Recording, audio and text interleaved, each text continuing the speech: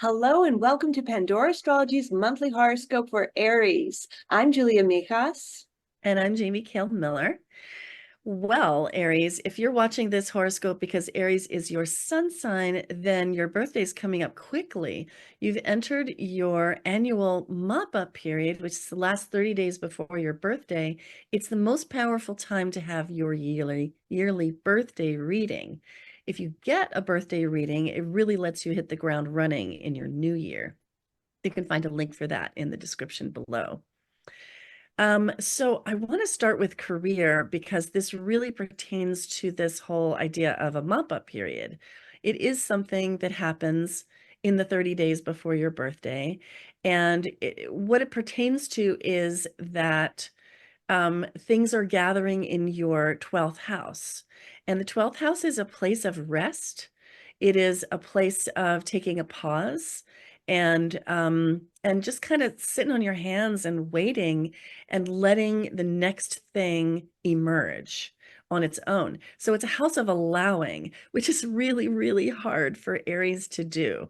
And so while planets gather in this house here in the last month of your year, it's really not a time to like expect a lot of yourself and try to do a lot because it isn't necessarily going to come to fruition. And this applies particularly strongly this year to the domain of career. This is because Saturn is sitting in your 12th house, and Saturn travels fairly slowly. So Saturn will be in your 12th house for about 2.5 years. And those exact bounds of those 2.5 years is going to depend on things in your own specific chart. But basically, during this 2.5 year period, whenever it began and whenever it does finish, it's like a time of career introversion. It's a time of career retreat. It's a time of going inward relative to your career. And my usual advice to clients in session about this is it's a time to coast, not expect a lot of forward movement, which can feel really, really frustrating to you, Aries. I'm so sorry to have to tell you this. But it's okay actually to coast and contemplate your navel for a while. And that's because, Aries, you tend to be bright-eyed and bushy-tailed. You tend to be fairly energetic and driven. Don't worry, your ambition will return when it's over. Um, and it may be that you've already achieved some great things in your career along your career arc, at the age that you're at, whatever that happens to be. And if so, this is literally time to rest on your laurels, and that's okay. If you haven't yet achieved something really big in your career, it's still a good time to gather your energies for the next big push. So you can afford to relax about it a little bit. So let me pivot now to relationships. There's going to be a little bit of drama coming at the end of the month, but before that, March starts out pretty social with a full 11th house at the beginning of the month. That's the house of your tribe, your friends, your groups that you like to hang out with, the groups that you feel a sense of alignment and affiliation with. Lots of activity in this area this month, Aries. And there is a new moon on March 9th where that appears in the 12th house. And this is the beginning of a migration of those 11th house planets over into your 12th house, which is the hibernation thing that I was talking about. It's part of your mop-up period. So that really begins on March 10th when Venus leaves your 11th house for your 12th house.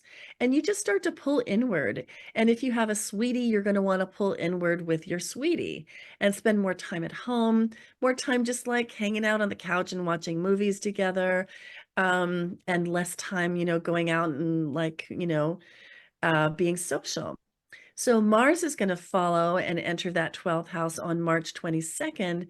And even an action-oriented Aries, which you might be, should take a pause here, even though you hate it when there's nothing to do. Sorry about that, but while Mars passes through your 12th house, which takes about a month or so, 2 months usually, you just kind of want to like recharge instead of expending a lot of energy. Now, the last thing I want to tell you about relationships is that there is a lunar eclipse coming in your 7th house of relationship and partnership that's happening on March 24th.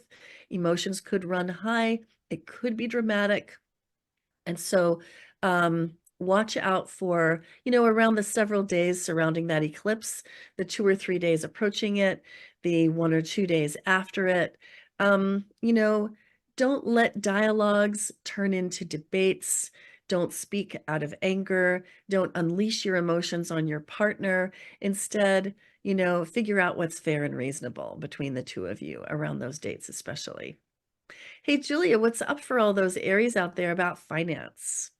Well, Aries, as we've been telling you in these horoscopes for the last few months, your money luck year is winding down. But don't worry, that doesn't mean your luck goes away. It just moves to another area of life, and we'll tell you more about that as it happens. But if you feel that your value has been noticed at work or that you've brought in more value to work, this is a good time to ask for a raise. And if your customer base or market is able to handle it, then you might also want to raise your prices as well. So do this only if you haven't already done it this past year while Jupiter has been in your second house of money luck. And it's really nice to do it during the first half of the month because we're going to have Jupiter trining Ceres. That means making a really nice supportive aspect with the money asteroid. So definitely get your financial plan together and see if there's a place where you can hit where the iron's hot and grow your finances a bit more. Well, that's all for today. If you had fun with this horoscope, then please do hit that like button, subscribe to our channel, and tell your friends about us. Find our site at pandoraastrology.com to get a reading with one of us, and find us on Patreon for workshops and classes. And we'll see you around the cosmos. Bye-bye. Bye-bye.